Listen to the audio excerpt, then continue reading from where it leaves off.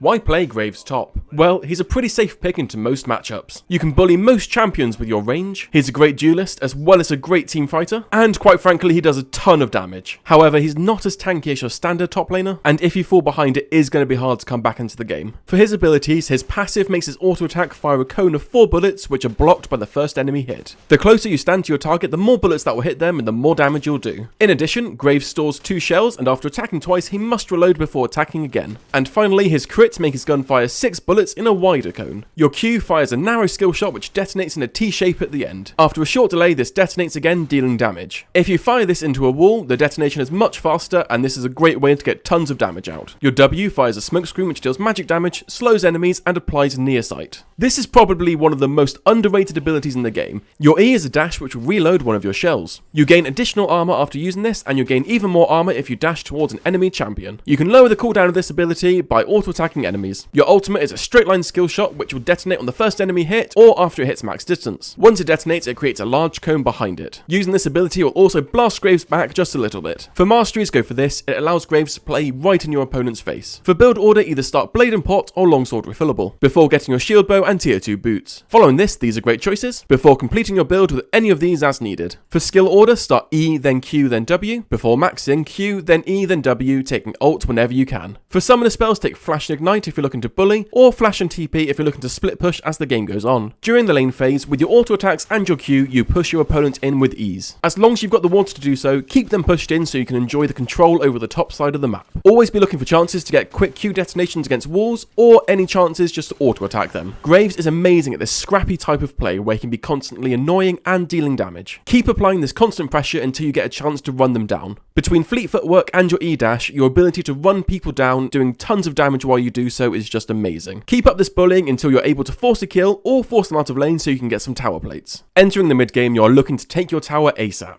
You want to get the plate gold, and you also want this extra control over the top half of the map. With this amount of pressure, you want to be able to convert this into Rift Heralds. Your jungler getting Rift Herald allows you to convert your great early game into multiple lanes winning. In addition to securing these objectives, you're also looking to force skirmishes. As you can see from the footage, we're able to force a 3v3 around Rift Herald, where Graves' AoE abilities and natural mobility gives him a large advantage, allowing us to convert a tower and Rift Herald into 2 kills as well.